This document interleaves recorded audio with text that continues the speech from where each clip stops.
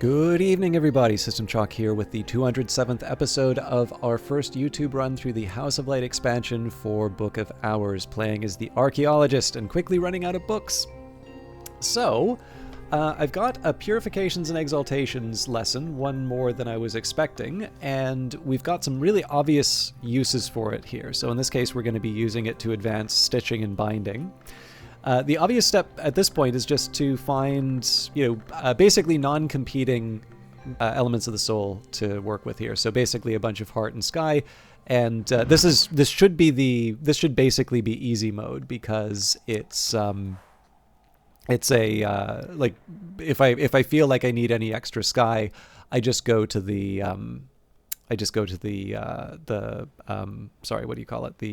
songs. But let's start by generating whatever heart and sky isn't a song, something that I require a book for.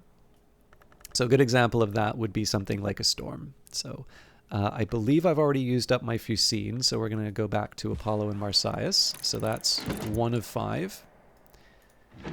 Moving on, we'll also use the Whist, which would be... So we can also go for Satisfaction, except that I've already used up Killisimi, so we instead go for the Wonderful Shape, which also uses Killisimi, and Gemini 2 uses... Alright then, so I should have done the Flayed Tantra, actually. Red Book of Brittany it is. All right, 2 of 5.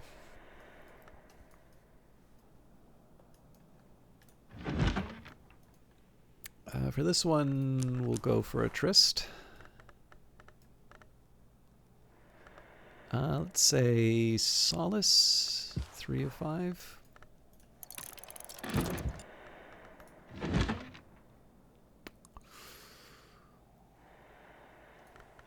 I'm trying to remember. So in terms of sky, there's obviously the confounding parable. I'm trying to recall if we get sky from things that are not like Solace, Storm, or Song. I don't remember one offhand.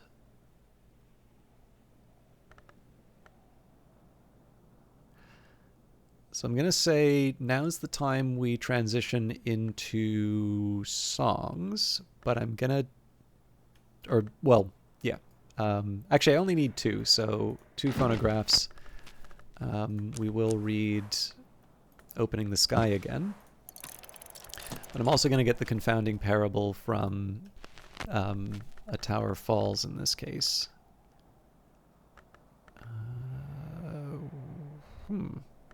Core.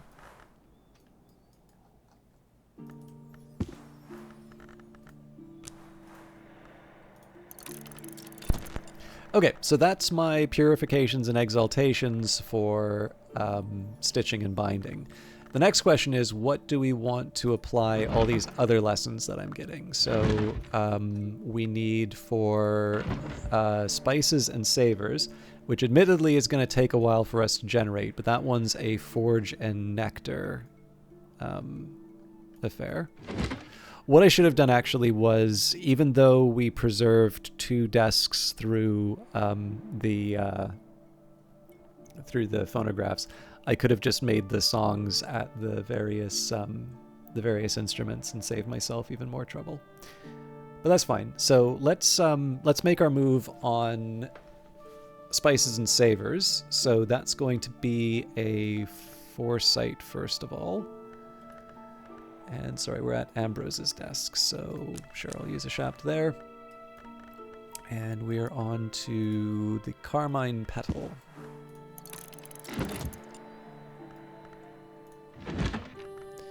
Next up, so that's 1. We'll go for impulses, and in this case, I will get it from the Fire Circle Tantra. So that's 2.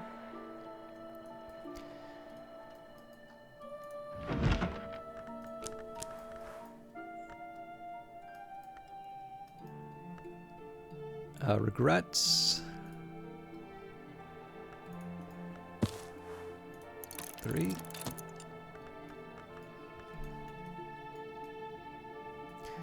I think that's it. So clearly we need 2 more. But I'm happy to wait. Oh. Forgot. We don't exactly need the money, but it's a nice option. And the fog, actually, that might have some help for our,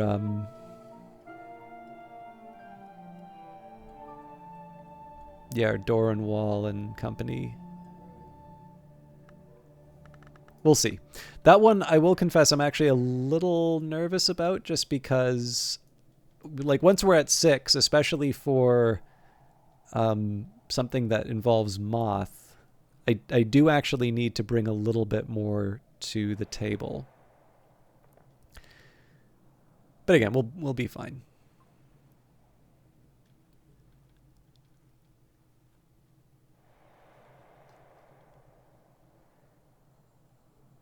Actually, one thing I could have done was use the consider verb to read the book, but that's fine. All right. Apollo and Marsyas, the libretto of a lost opera concerning the contest between Apollo and Marsyas and its tragic outcome. The librettist is identified only by their initials. In the original myth, Marsyas lost the musical contest and was flayed by Apollo, who later regretted it. In this version, Marsyas' skin has a further history. The skin of Marsyas gives oracles and is later smuggled to Phrygia, where the priestesses of Cybele use it for a drum. At the climax, the striking of the drum drives would-be violators of the priestess to suicidal madness. The opera ends with a wistful hymn from the youngest priestess on the beauty of mountain pines. Opening the Sky, an unusual recording of Varro's Opening the Sky composed for the coronation of the new king, Henry IX. The record bears the suppression stamp expunge. The first movement is soft, autumnal. The second, unsettling, febrile. The third is bright, soaring, rapturous. The fourth movement is glassy, slithering, a tintinnabulous icicle rattle. The fifth returns to the theme of the third, bright and rapturous once again, but this is a choral movement. It becomes apparent, though, that these are much, much too pure and high to be human voices. They recall birdsong. They recall the sweep of the windswept sky, blue turning black at the edge of the higher heaven, and they wrench the heart in a direction the Bureau does not permit. The Fire Circle Tantra. The one known extant copy of this in Western Europe was stolen from the British Library in 1892. One Harvey Haddington confessed to the crime and claimed to have eaten it with butter and garlic in a moment of ungovernable whimsy. Herein, the great hooded princes are shown beseeching the wood to rise and devour the an invading Timrid army. The Dapple King, the Honey Tree, and the Sea Twins all deny their request until they enlist the help of a burrowing secret keeper. Armed with blackmail material from the burrowing secret keeper, the great hooded princes petition the powers of the wood for a second time and are successful. 1/4 of the Timrid army is devoured by bees, 1/4 drowns themselves, and 1/4 disrobe themselves until nothing remains. Now that's an intuition. Why did I go for an intuition? And am I... Yep, I am that silly. Intuitions are not impulses. All right, well, just a slight delay. Traveling at Night, Volume 2, the annotated dream journals of Christopher Allopoli, sometimes called the only readable occultist, literate, entertaining, bewildering. There is an extensive discussion of the comparisons between Allopoli's own dreams and those of the Emperor Elagabalus, who Allopoli regards as a dupe or avatar of the sun in rags. The white is west of the world, Allopoli remarks, and winter does not wait forever. Elagabalus found his way to the White Door at last, thankfully. Speech can't pass the White Door, and honestly, Elagabalus never had anything very interesting to say. I tried to follow in his footsteps, but I never learnt enough of the White. I suppose I'm thankful for that too, but here's what I do know. Codex Acephalai, sometimes called the Book of the Clean Skull. The book contains accounts of enlightenments available through the gradual surgical removal of the lobes of the brain. It becomes clear that the processes described are mostly allegorical or metaphorical descriptions of winter techniques for less revolting occult work. Even the metaphors are pretty horrible, though. The author explains adaptations of these techniques with sufficient winter aspect to harvest a mysterious substance described as the rags of the final bone from the remains of almost any animal. A Tower Falls. The phonograph is packaged in glossy amethyst purple card with the words "A Tower Falls" in 9 languages on both sides. There is no other identifying information at all. A recording of uncertain origin, inexplicably compelling poetry recorded by a speaker with a rasping, rumbling, impossibly deep voice in a language called Vac, which probably isn't spoken by more than a few dozen living scholars. The poem speaks of a 4-winged war, a 4-mouthed king, a 4-rayed sun, a 4-cornered stone. It speaks of a tide-washed hunger of the heart. It speaks lastly of its own conclusion, when it might be spoken in dreams before the deep door by a messenger of histories. I should rearrange these a little bit, but... The Red Book of Brittany, a volume of ink lore gifted to St. Brendan's by Brian of Brittany, who was made Earl of Cornwall after the Norman conquest. The red flower lies heavy, but the roots of the watchman's tree are constant. The red flower is described as the temptation of suffering, but its suffering can apparently be allayed when the copper fruit is enspelled with nectar aspect alongside herbs and infusions techniques. A variant of the same approach, with the inks of power techniques outlined here, can gentle lethe into a great ink. And finally, the Carmine Petal Revised. An apparently theoretical project proposed by Lionel of the Society of the Noble Endeavor, which might permit the imprisonment of a renegade forge name, a very hastily revised edition of an earlier and even more controversial work. The book was evidently revised sometime after the Wars of the Rhodes had ended, but even then this kind of discussion would have been politically difficult. Lionel suggests that the disciplines of Scar and Hammer together would be necessary to create such a prison, but that either on its own would serve to release its occupant. Alright, so let's get the first priority here is to level up the skills. So in this case it would be stitching. I mean, one thing I do need to confess here is if I reflect on... Actually, no, we're fine. I won't spend too much thinking about it. I was kind of replaying what we did over this week in terms of lessons, but again, I can't undo these, so we'll just stick with stitching and binding. So Storm, Cheerful Ditty, Solace, Satisfaction, and then the question is, I think Confounding Parable is the only one I can apply anyway. Definitely not taking the Wind and Waiting and the Didymos, so... And then the question is, which of these do I want to apply? We'll probably use the Faust here just because I have more of it. At last, I'm something of an authority in this. So we're good there. Now, remembering that one of the reasons why I was researching this stuff was to get spices and savors up. So let's focus on that for the start. So first thing I'm going to do is get my replacement impulse. I'll maybe just take a quick look and see if there's anything up here that will grant me the bunch of intuitions, regrets, contradictions, patterns. Well, I might make something of the pattern.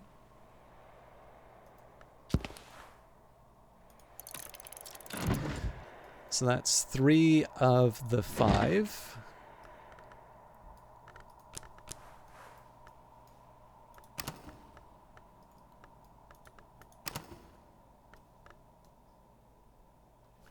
I'll live with this.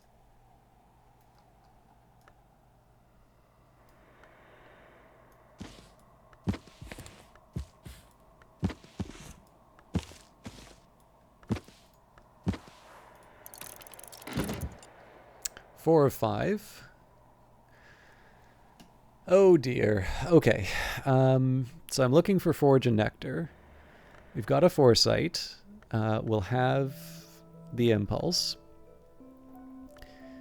Doesn't help, doesn't help, doesn't help. We've already got the Regret, which is 3.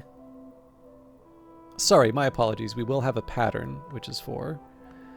Doesn't help, doesn't help, doesn't help, doesn't help.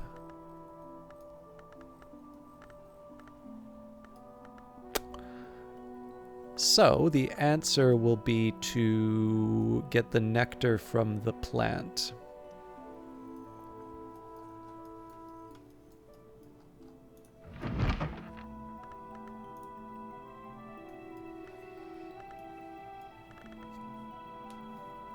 Now, I'm clearly not going to get all of this done within the one...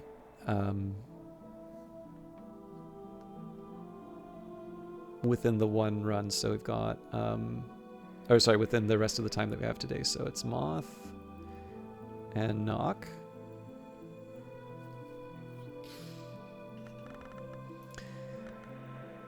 And using the heuristic I've applied before. Oops.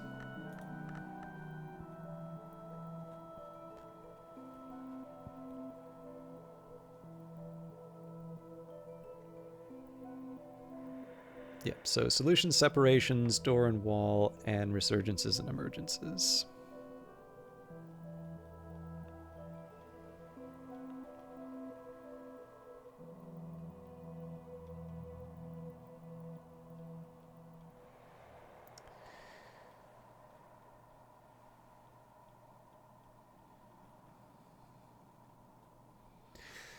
Now that has a couple implications in terms of the lessons that I want to get.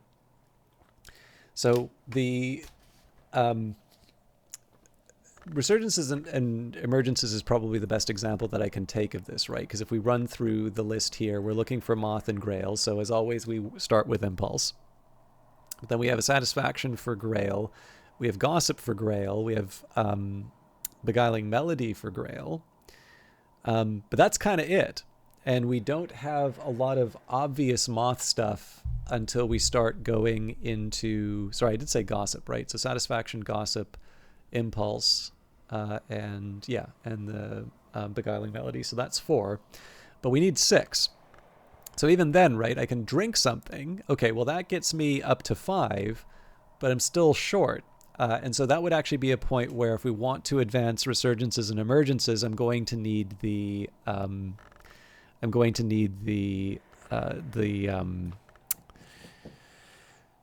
words fail me. The name day riddle. But that's fine. We can prepare for that. So in this case here, we'll rely on our good friend, the Sea's Edge. This is now where we kind of earn all of our, all of those times that we got some junk from the sea.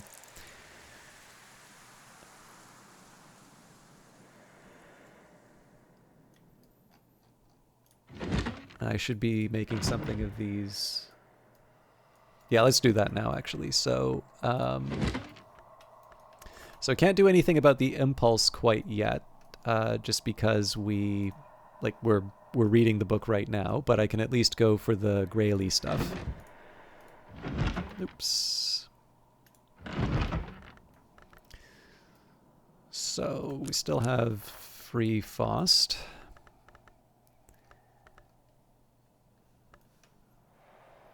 I'm still using up my relevant aspect, so Orchid Transfiguration's a birth it is.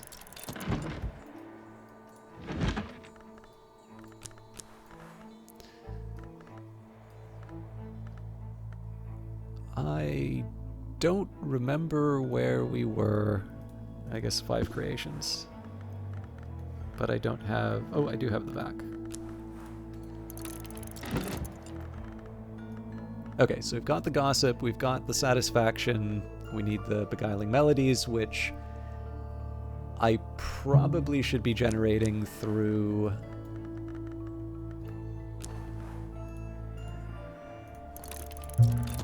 It's just because I'm going to need more elements of the soul. Or not elements of the soul, more desks. So having settled on that, we're already getting the pattern, so I can't do much on the knock side. I can, however, read one of the salt books.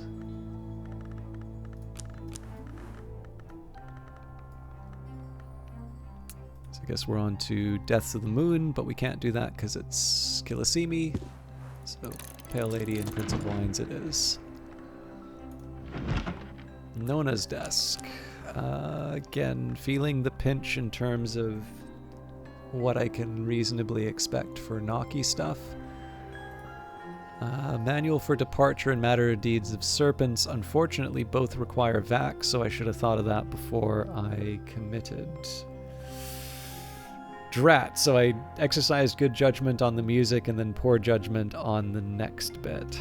So, Solutions and Separations is Knock and Moth. Door and Wall is Knock and Forge. So unfortunately, we're all fighting for the same little bits. So the last step that I can do here is read Towards a Fundamental Aesthetic, which I happen to know requires Erica Pan, so I can actually read it. That'll give me some knock to work with. And I believe that uses up all of the desks. An afternoon spent profitably reading newspapers to the curious, writing affectionate letters for the lonely, steering farmers to the requirements of the Ministry of Agriculture. And while we don't exactly need the whist, I am still going to bring it back for some money. And you may be wondering, so what happened to that plan to move Denzel towards the production of towards opening the last vault? I think that'll be a next season sort of thing. All right, let's see if I can do this right. I actually think Edict's Liminal, oddly enough, helps me get the name day riddle. But I'll have to use the ++. Ah, it's the moth side. I keep getting that wrong.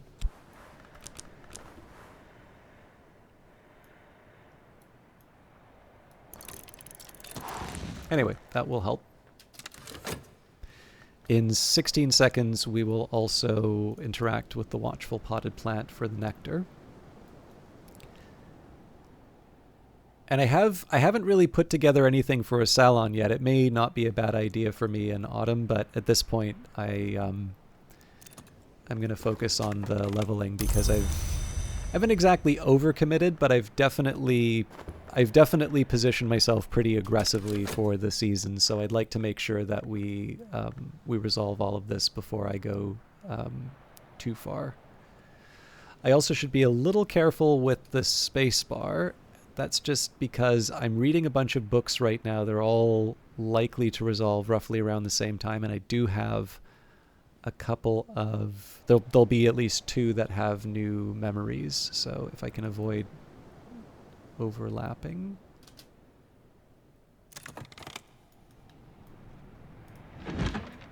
I did not avoid overlapping, but let's see how it goes.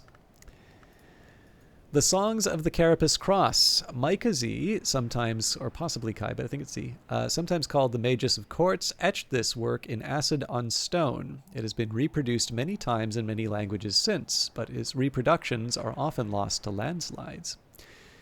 Z describes the rites of the gods who were stone, the first hours, as practiced before the existence of human civilization by the Carapace Cross.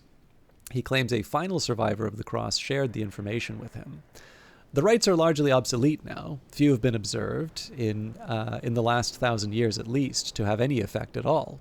Nevertheless, Z identifies at least one invocation of particular power. He warns that it should be used with caution, lest the gods who were stone might find their way back from nowhere. So, Edict's Liminal. And we get a pattern for our trouble.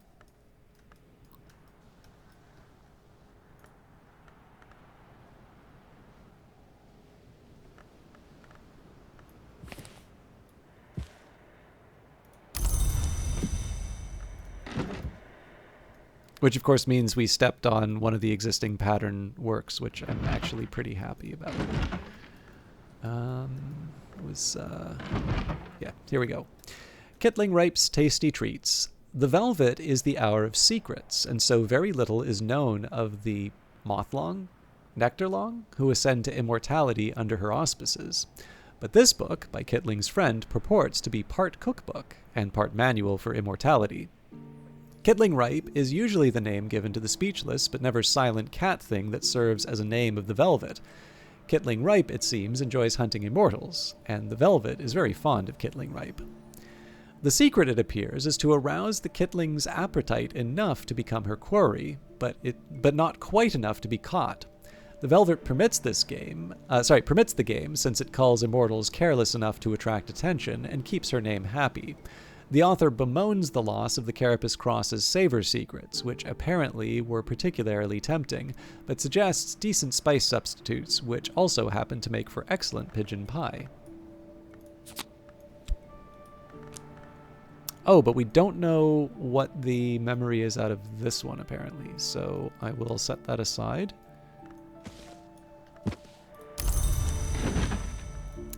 The Twin Serpent Tantra, which would have given us a pattern. The Tantra describes... just before the outbreak of the Great War, Alexander Sparrow, almost certainly a pseudonym, published leaflets claiming the influence of snake princes on world affairs. The text, called the Twin Serpent Tantra, was his primary inspiration. The Tantra describes the Great Hooded Princes, a dynasty of unclear origin, engaging in prayers, sacrifices, and poetry in honor of the Key Serpent, the Crossroads Twins, and the Mirror Queen. Nagai encircles, Nagai arises from wounds, Nagai spares those who are already harmed.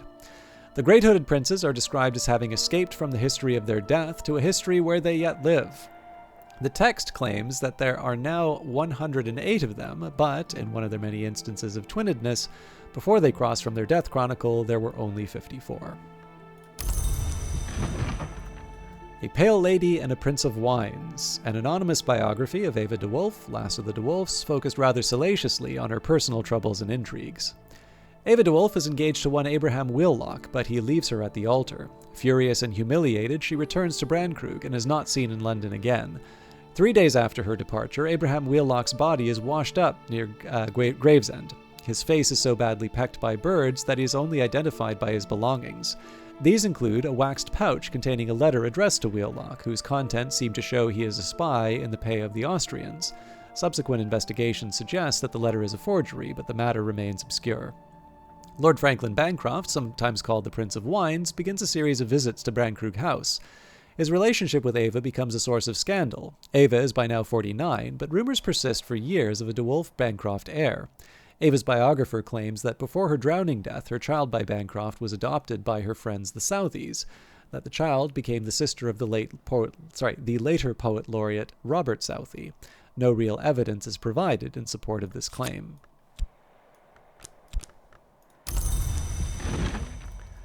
The Orchid Transfigurations, A Birth.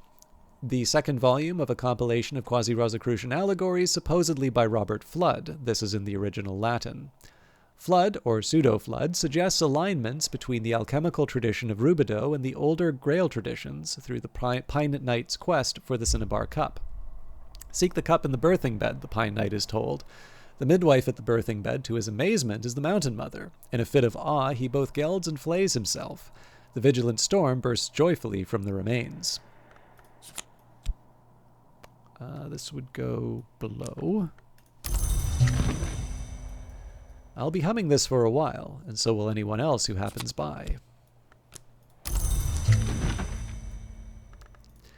Towards a Fundamental Aesthetic, or The House of Glass, Julian Cosley considered this his masterwork. Techniques for perception and analysis which permit invidious and apocalyptic conclusions. Possibly the most assiduously suppressed book in history, the entire run was destroyed. Even the presses were melted and dispersed, but the manuscript edition has survived. The perfect hegemony of the hours is perhaps eternal, but Cosley proposes and describes confinement inescapable, aesthetic and optical techniques which might contain even an hour, profoundly disturbing the order of the Mansus. He presents this as his own work, but there are hints here and there that he received inspiration or even assistance from the nowhere hour named Snow. This we're leaving aside for now. The Beekeeper's Ends. Why did I do this one? Oh, wait, no, this is for Impulse. Dialogues with bees and uses for honey, as erratically recorded by Ricardo Milagro, gardener of Hush House in Musgrave's time. Milagro spends an entire chapter on his hatred of wasps, which he describes as the vile pretenders. Milagro claims that bees retain many traditions passed down from earlier and greater branches of their species, but that they are fiercely jealous of these traditions being passed to lesser insects, and insist, above all, on an oath of secrecy. Tragically, therefore, he is unable to describe these more substantial and powerful traditions.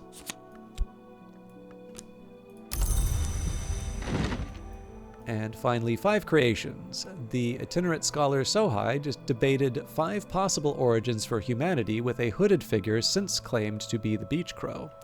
Sohai later claimed that all these accounts had proven false, but the debate was nevertheless recorded. The carapace origin. We were born from shell, like the children of the wasp from the spider. The glorious origin. Our life motes descended from light. The origin befouled. We were found naked and smeared with muck in the roots of the wood. Shohai's preferred theories are that we are children of apes who walked upright, although his tone here is satirical, or that we consumed not only our parents, which is not the crime of the sky, but also our origin, so that we came from nowhere.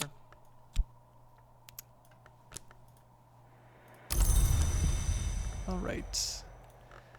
So first up, we are going to interact with the watchful potted plant. 1,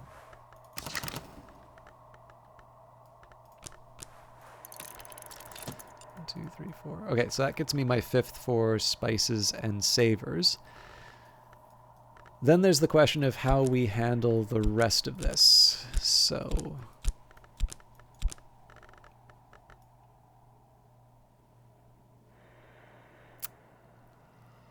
definitely using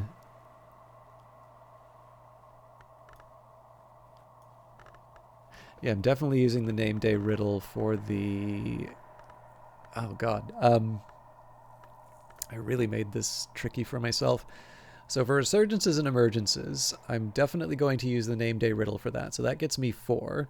I can drink something which gets me 5, and then the impulse gets me 6. Okay. Yeah, that's a pretty miserable one for me to try and have to work out, but we've got it.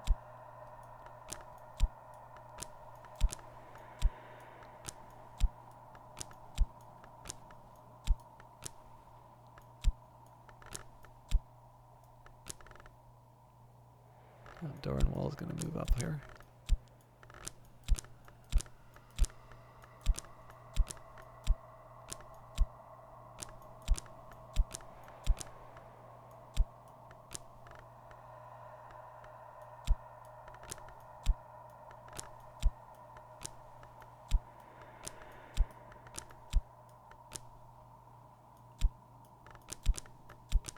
Probably going to be in this order. I'll explain why momentarily. Oh yeah, the other thing is I don't need to worry too much about the watchful potted plant for the simple reason that I'm not going to get my spices and savors back for a while. Okay, so rough idea in terms of what's going on. I'm definitely going to need to generate a taste for resurgences and emergences. Doran Wall's not so difficult. So the big challenge on this one is the pattern. So the pattern takes both the knock and the forge. But like the idea here is I've got the foresight, I've got the regret, I've got the pattern. So that's 3 to work with on its own. Then when it comes to knock, I do have other options like salt. And then of course I can also say the name day riddle. And at that point, I also have the option of the inescapable confinement. What I may do, though, is when it comes to solutions and separations, that might be the one that I use the fog for. And again, it's just kind of a reflection on, well, what do I have to work with on that one? Well, we've got the pattern, we've got the salt, we've got the name day riddle, we've got the impulse, so that's 4. Fog is 5. And then the question is like, okay, well, I got to find one of the, I guess in that case, that would be the impulse. But yeah, it's just a question in terms of making sure that I can work all of this out. This is a little bit of a weird one in the sense that it's not so much the difficulty of the, it's not so much the difficulty of any individual leveling. 6 is challenging for some, but not impossible. And then of course, you know, depending on the time that I have, I have a few options like sometimes I can just say, okay, yeah, we'll use this, this weird thing over here, or I'll spend the extra effort and I'll use one of these harder to get but still useful memories. So what I mean by those is like giving up the occult scrap.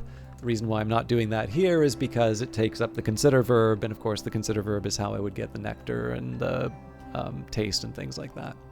So there's a few different ways that I can navigate this stuff, but basically I think probably it's fair to say once we get to the 6 and definitely the 7 level, certain combinations of aspects are actually more difficult for me to level up than others. Now, again, it's my choice. I don't even need to use anything. I don't really need to use these lessons, right? I always have the option of just saying, we know enough. We don't need everything to be 9. But this is one of the ways that, I'm kind of occupying the time between salons, between events, and I don't think it's a terrible way to spend the time, to be honest. So that's kind of why I'm doing it. Also, again, it's a chance for me to learn more about the game. But with all of that in mind, I am going to wrap it up here. So thank you very much for watching. This should be the last episode before the weekend, so I hope you all have a very nice weekend. And I will see you all on Monday for the continued journey through Hush House. Until then, take care.